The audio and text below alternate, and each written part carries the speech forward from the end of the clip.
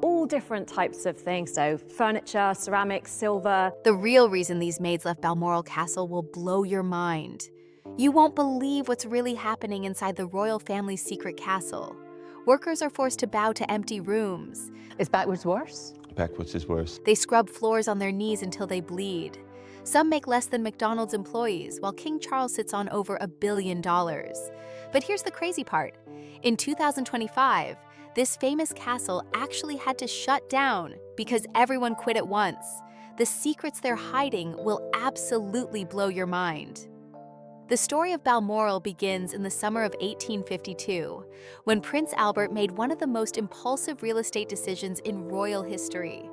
He had spotted a rain-soaked advertisement in a newspaper, promoting a Scottish estate for sale. Without even consulting Queen Victoria first, Albert quietly arranged to purchase the property for $32,000. To put that in perspective, that amount would be worth approximately $4.4 million in today's money. Albert kept the purchase secret from his wife initially, which seems almost unthinkable given the scale of the investment. When he finally told Queen Victoria about what he had done, she was reportedly both surprised and delighted. The couple had been looking for a private retreat away from the public eye, somewhere they could escape the constant scrutiny of court life in London. The remote location of Balmoral, tucked away in the Scottish Highlands, seemed perfect for their needs. However, Albert wasn't content with the existing structure on the property. Within just a few years of the purchase, the royal couple made the decision to completely tear down the old house that came with the estate. In its place, they would build something entirely new and much more ambitious. Construction began almost immediately, and by 1856, a magnificent granite castle stood where the modest original building had once been. Prince Albert threw himself into the design process with remarkable enthusiasm. He personally sketched the plans for the castle's distinctive clock tower, which would become one of its most recognizable features. Albert was known for his attention to detail, and he made sure that every aspect of the new castle met his exact specifications. The windows were designed to open in a particular way to allow fresh air to flow through the rooms properly. He even insisted on having carvings of all 9 of his and Victoria's children placed near the main entrance, creating a permanent family monument in stone. The finished castle was truly impressive by any standard. It contained 167 rooms, though Albert made an interesting design choice regarding the hallways. He deliberately kept them narrow, not because of space constraints or cost considerations, but because he believed it would force family members to encounter each other more frequently as they moved through the building. Albert thought this would help bring the family closer together and encourage more natural interactions between relatives. The clock tower that Albert had sketched became a particular point of pride. It was based on the design of a German castle, reflecting Albert's heritage, but he made one unique modification. The bells were tuned to ring and E-flat, rather than a more traditional key. The reason for this choice was purely practical and showed Albert's thoughtful nature. He had been told that certain musical notes could frighten horses, and since the estate housed many ponies and horses, he wanted to make sure the hourly chimes wouldn't cause any distress to the animals. Not everyone appreciated the architectural choices that Albert made. Some critics of the time complained that the finished castle looked more like an oversized barn than a royal residence. They felt the granite structure was too cold and industrial looking for a family home. However, these complaints didn't seem to bother the royal family, and the criticism certainly didn't stop other wealthy families from copying the design. In fact, Balmoral's influence on Scottish architecture was immediate and dramatic. Within just 20 years of its completion, approximately 80% of all new country homes being built in Scotland were constructed in the same style. This architectural trend became so popular that it essentially defined what many people think of as the classic Scottish castle look, even though it was actually a relatively recent invention. Queen Victoria herself had a very different perspective on the castle than its critics. She famously described Balmoral as smelling like pine and freedom. For her, the remote location and the natural setting represented everything she valued about Scotland. The estate was surrounded by mountains, forests, and streams, creating a sense of isolation from the outside world that both she and Albert treasured. As the years passed, the royal family continued to expand the estate significantly. More and more land was purchased until Balmoral reached over 53,000 acres in total size.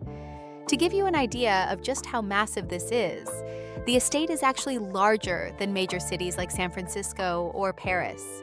The property includes mountains, forests, rivers, and over 150 separate buildings of various sizes. The estate became almost entirely self-sufficient over time. It had its own power supply, generated locally, so the royal family wasn't dependent on outside electrical services. In 1866, they even built a 3-mile railway line that served a very specific purpose. This wasn't for transporting people, but rather for moving royal luggage in complete secrecy. The railway allowed servants to move belongings and supplies around the estate without anyone from the outside world being able to see what was being transported or where it was going. One crucial aspect of Balmoral that many people don't realize is that despite feeling like an integral part of British heritage, the estate is not actually public property. Unlike many royal residences that belong to the Crown Estate, Balmoral is owned personally by the royal family. This means that any money generated by the estate, whether from selling timber, renting out cottages to tourists, or any other commercial activity, goes directly to the royal family rather than to the public treasury. This private ownership arrangement has occasionally caused controversy in Parliament, with some politicians arguing that such a valuable estate should belong to the public. However, these complaints have never gained enough traction to force any changes.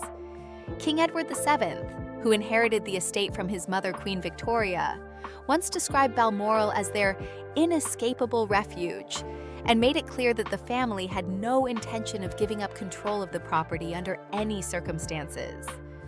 The visual impact of Balmoral cannot be overstated.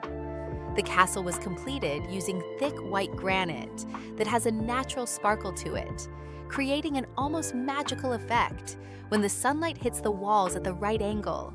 Set against the backdrop of the Scottish Highlands, with rolling hills and mountains stretching in every direction, the castle does indeed look like something straight out of a fairy tale. The setting is so picturesque that it's easy to understand why millions of people around the world have developed romantic ideas about what life must be like inside those walls. When the royal family arrives at Balmoral for their annual summer retreat, they don't come alone. The peaceful Scottish estate suddenly transforms into a bustling operation, involving nearly 150 workers during the busy hunting season. These aren't just casual employees who show up for a few hours each day. Most of these people actually live on the estate for months at a time, completely immersed in a world that operates by rules most of us would find difficult to believe. The staff includes a wide variety of specialists, each with very specific roles. There are gillies, who are traditional Scottish hunting guides, responsible for helping guests track and hunt deer across the vast estate. Horse handlers take care of the numerous ponies and horses that are essential for transportation across the rugged terrain. Cooks work around the clock to prepare meals for the royal family and their many guests. Cleaners maintain the 167 rooms of the castle, ensuring everything stays spotless at all times.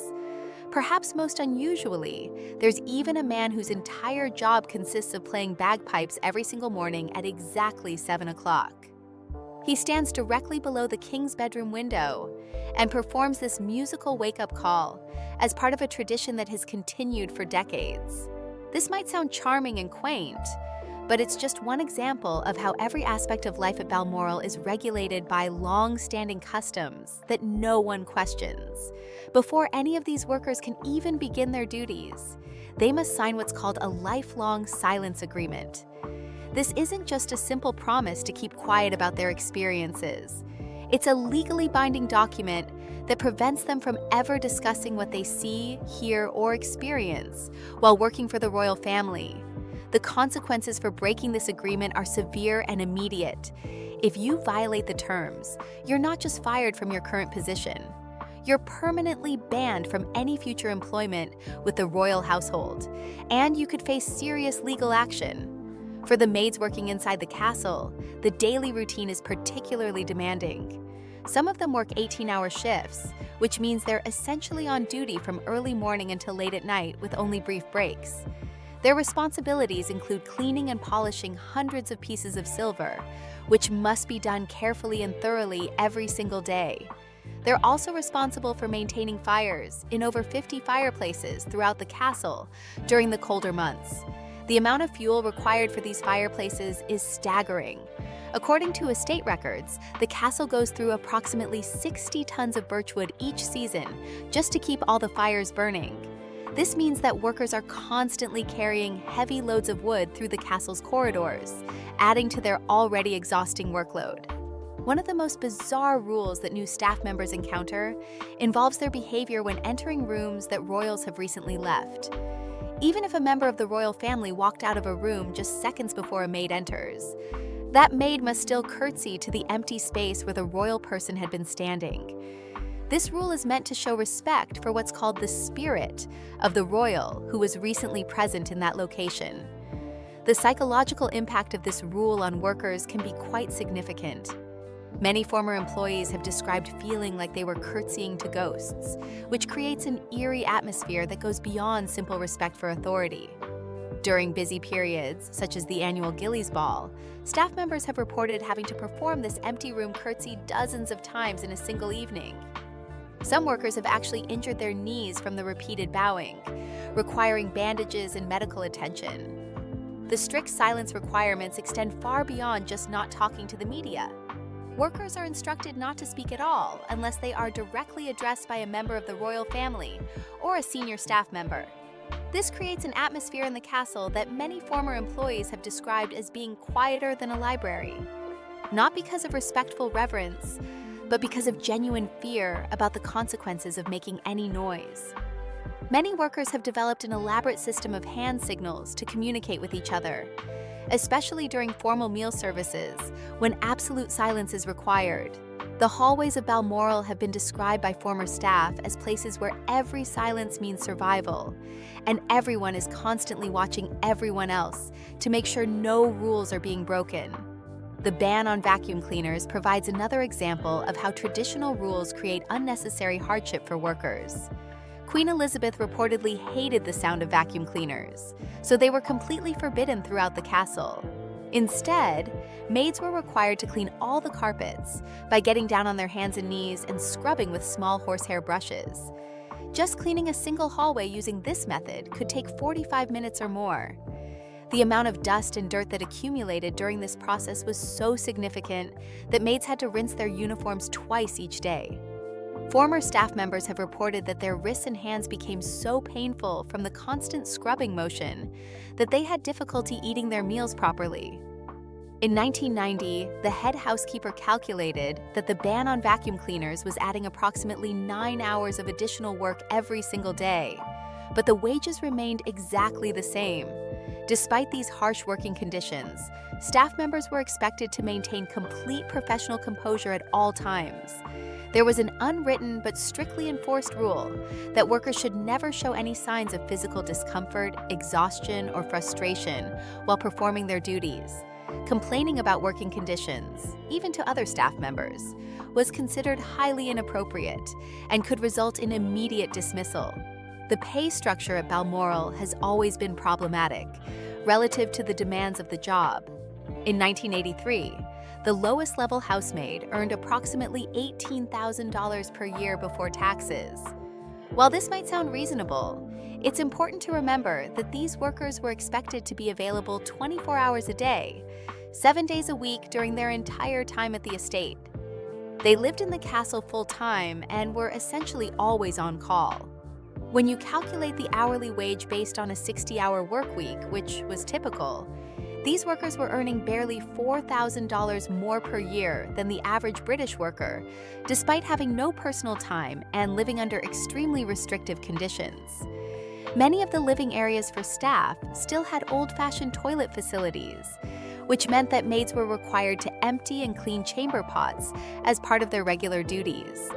The promotion system was designed to keep workers in low-paying positions for as long as possible. It typically took 3 full years for a housemaid to advance to the position of first housemaid, and even this promotion only increased their annual salary to approximately $21,500. Meanwhile, male gamekeepers on the same estate were earning around $26,000 per year for work that was generally considered less demanding and didn't require living on the premises full-time. This pay disparity created obvious gender-based inequality that was widely recognized but never officially addressed. Many women left their positions after just 1 year, not because they couldn't handle the work itself, but because the combination of low pay, harsh conditions, and social restrictions made the job unsustainable for most people. Despite all these challenges, there is one annual event that provides a brief glimpse into a different kind of relationship between the royal family and their staff. Every September since 1858, Balmoral has hosted what's called the Gillies Ball, which is essentially a formal dance that brings together workers and royals in the same room for one evening. The ball begins at exactly 7 o'clock in the evening, and tradition dictates that the king must lead the first dance with a member of the staff, rather than with another royal family member. Throughout the evening, it's possible for any worker, even someone in the lowest position like a dishwasher, to end up dancing with a prince or princess. Former staff members have described this as a surreal experience that feels like stepping into a completely different world for just a few hours. There are stories of Prince Philip adding gin to the punch bowl to help everyone relax and enjoy the evening more. Princess Diana once compared the atmosphere to a combination of a high school prom and a scene from Downton Abbey, which captures both the excitement and the underlying social awkwardness of the event. However, even during this seemingly egalitarian celebration, the strict social hierarchy remains clearly visible. The type of invitation that each staff member receives indicates their exact position in the castle's social structure. Those who work more closely with the royal family receive invitations with gold-edged borders, while workers in lower positions get plain invitations. At exactly midnight, all members of the royal family leave the ballroom simultaneously, and every staff member must bow silently as they depart. The Gillies Ball represents both the best and worst aspects of life at Balmoral. For one evening, the normal barriers between royals and workers seem to disappear, and there's genuine warmth and celebration. It's one of the only times during the year when staff members are actually permitted to address the king by his first name, rather than using formal titles. Yet the carefully maintained social distinctions and the return to strict formality at the stroke of midnight serve as reminders that this temporary equality is just an illusion, and that the fundamental power structure remains completely unchanged. The culture of secrecy at Balmoral seemed unbreakable for decades. Workers signed their silence agreements, performed their duties without complaint, and the private world of the royal family remained largely hidden from public view.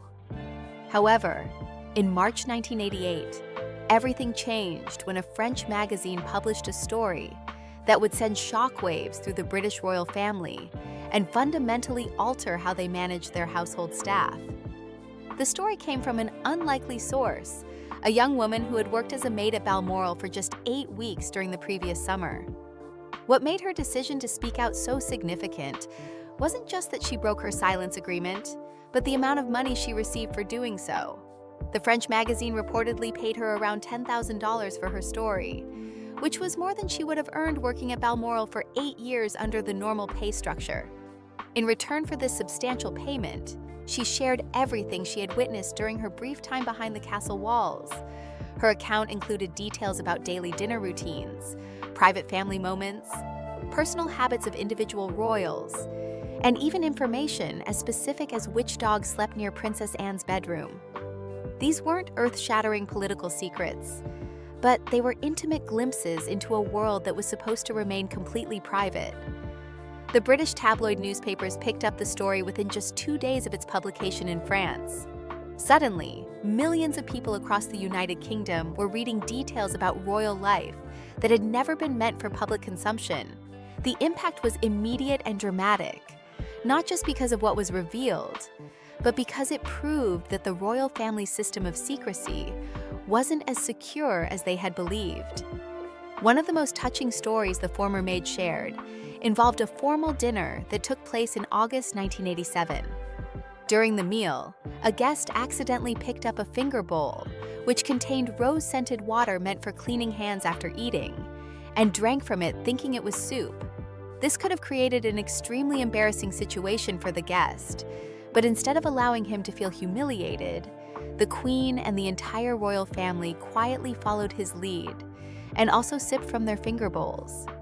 According to the Maids' account, staff members counted 17 empty finger bowls after that dinner, meaning that virtually everyone at the table had participated in this act of collective kindness.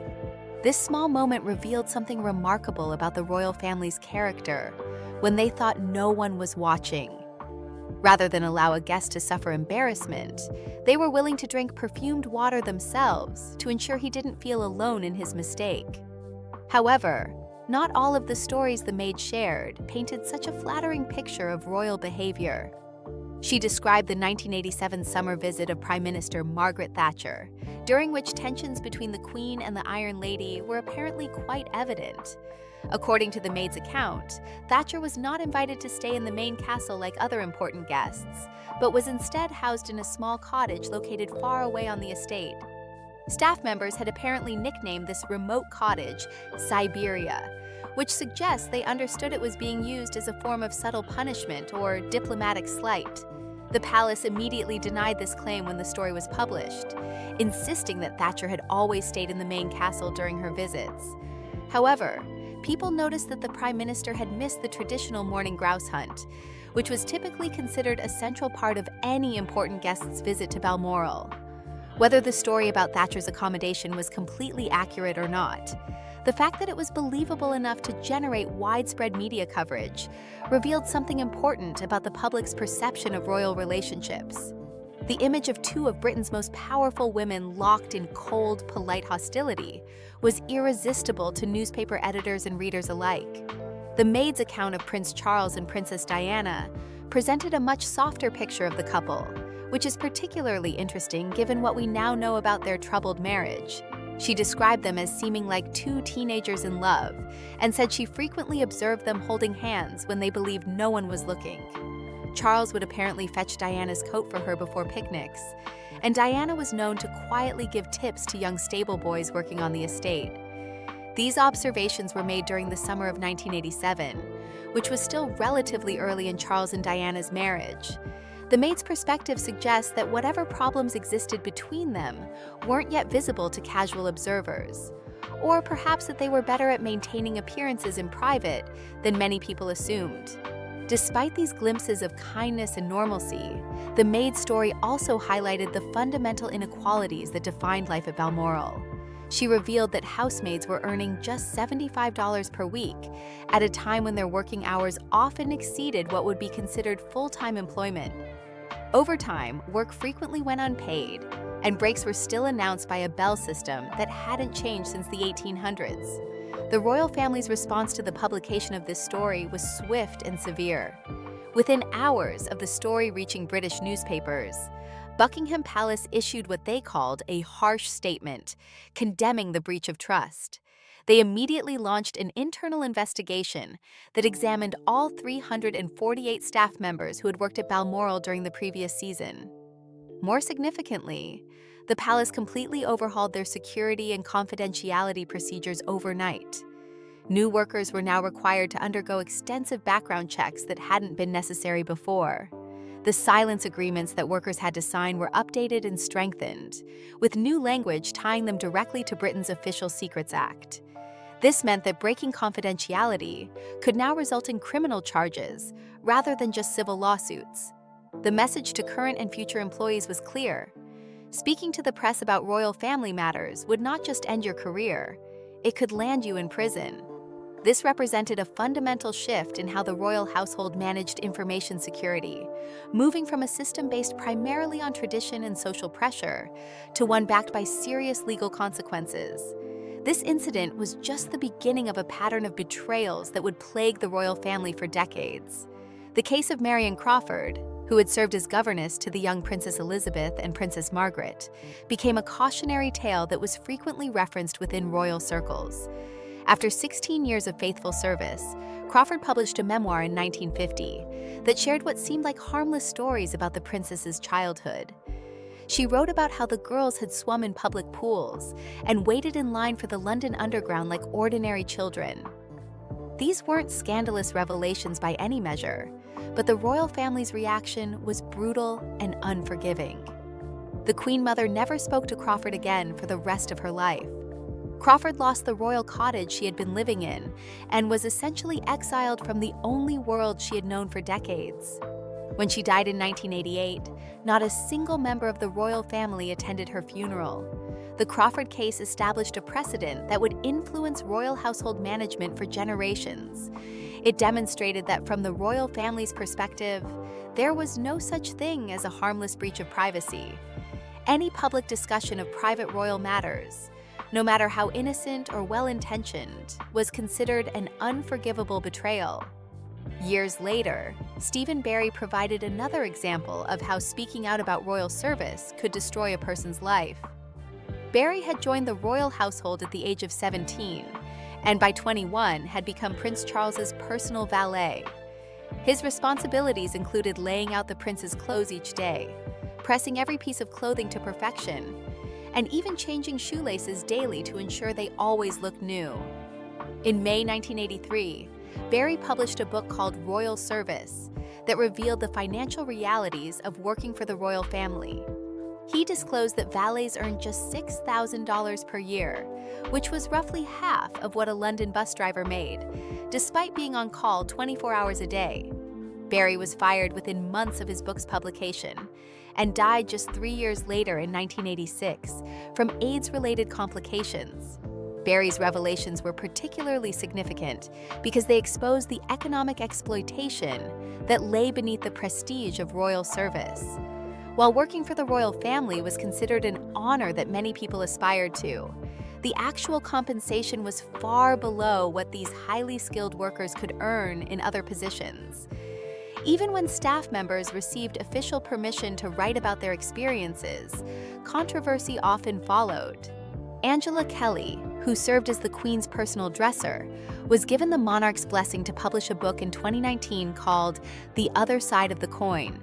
The book contained seemingly harmless stories about breaking in the Queen's shoes and using dish soap to help fasten a brooch.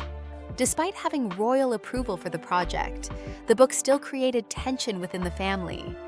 Some palace insiders reported that Prince Charles felt Kelly's photographs were inappropriate, even though they had been officially sanctioned. This incident demonstrated that even with permission, discussing life behind royal doors remained a dangerous and complicated undertaking. The warning signs had been building for years, but between 2024 and 2025, the entire system that had sustained royal household operations for more than a century finally began to collapse. What started as isolated complaints from individual workers evolved into a mass exodus that would force one of Britain's most famous castles to close its doors to the public for the first time in decades. The crisis first became visible at King Charles's Highgrove estate, where the carefully maintained gardens that had been showcased to thousands of visitors each year suddenly fell apart. Out of 12 gardeners who had been working there, 11 walked away from their jobs within a matter of months. Only one person remained to tend the 15 acres of themed gardens that attracted approximately 40,000 visitors annually. The working conditions that drove these gardeners away were far worse than most people realized. They were expected to work up to 60 hours per week maintaining gardens that had to be perfect for constant public tours. Their annual salary was around $22,000, which sounds reasonable until you calculate the actual hourly wage. After taxes, these skilled workers were earning just £7.50 per hour, which was barely above Britain's minimum wage at the time. The breaking point came on July 5, 2025, when one gardener seriously injured his shoulder while trying to move 180 kilograms of compost by himself. Rather than receiving proper compensation for a work-related injury, he was forced to rely on basic government benefits of just £116 per week. 9 days after this incident, nearly the entire gardening team submitted their resignations simultaneously. Internal emails that were leaked during this period revealed another layer of the problem. King Charles had been leaving handwritten notes in black ink that demanded impossible tasks from his gardening staff. These memos would order workers to remove every single weed from large areas overnight, or to replant hundreds of flowers within just 3 days before his next visit. The pressure created by these unrealistic demands made an already difficult job completely unsustainable. On July 18, 2025, Buckingham Palace was forced to publicly admit that something had gone seriously wrong. They quietly brought in what they called a crisis management team to address the situation. But the damage to their reputation was already done. The story of the mass resignation made headlines across Britain, drawing attention to working conditions that had previously remained hidden from public view. The problems at Highgrove were just the beginning. Back at Balmoral itself, similar issues were creating an even larger crisis. In March 2024, a housekeeper posted a review on the job website Indeed that described the management at Balmoral as toxic.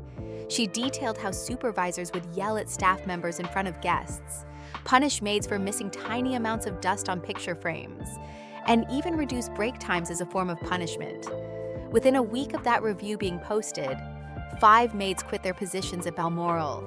The castle was so short-staffed that some rooms remained dirty until 11 o'clock at night because there simply weren't enough people to clean them.